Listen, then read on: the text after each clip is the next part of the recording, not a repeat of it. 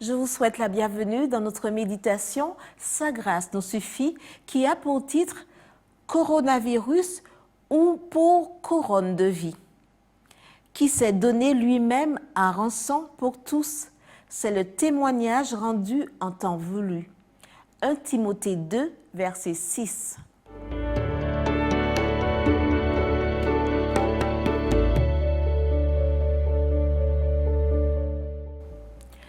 Au moment où j'écris ces lignes, dit Bruno Razo, le monde est bouleversé par l'épidémie du Covid-19. Il s'agit d'un virus qui a infecté des millions de personnes dans le monde et qui a fauché d'innombrables vies. Les coronavirus sont une grande famille de virus, cause d'infections respiratoires. En général, ces infections sont légères à modérées, comme un rhume. À plus petite échelle, elles ont des conséquences plus graves, parfois même la mort.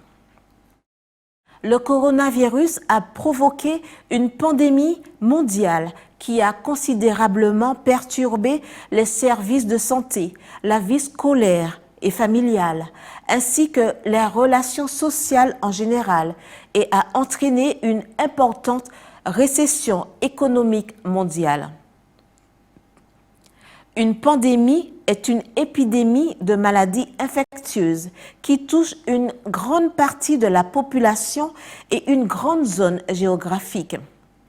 Elle est considérée comme une pandémie en raison du degré élevé de contagion de la maladie et parce qu'elle s'étend sur une grande partie d'un territoire dans le cas du Covid-19, pratiquement toute la planète.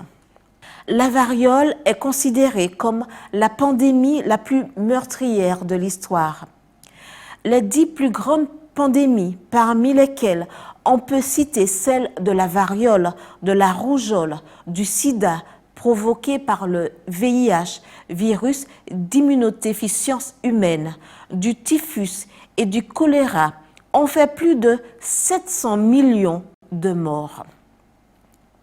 J'ai vu des gens très soucieux d'éviter d'être infectés par le coronavirus, mais je ne vois pas la même préoccupation pour une autre pandémie qui s'est étendue au monde entier et qui est encore plus grande que toutes ces pandémies réunies. Produite par le péché-virus, elle se loge dans le cœur et l'esprit, infectant l'organisme tout entier sans rien laisser de sain. Pourquoi faisons-nous tout ce qui est en notre pouvoir pour améliorer ou prolonger la vie présente? Ce sont des soins qui, bien sûr, doivent être renforcés lorsqu'il s'agit de conserver la vie éternelle.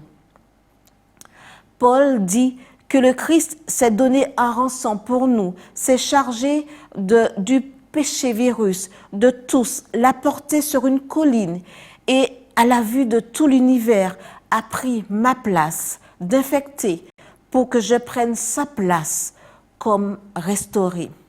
La charge virale mortelle de tous les infectés du péché-virus a été placée sur lui. Son esprit était lacéré et blessé par les transgressions humaines. Lui qui n'avait connu aucun péché devint péché pour nous, pour que par lui, nous devinssions justice de Dieu.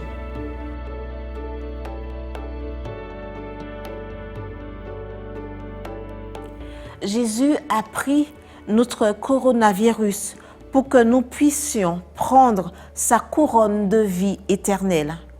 Une dose de confinement quotidien avec notre Sauveur est prescrite pour éviter de nouvelles vagues de l'épidémie.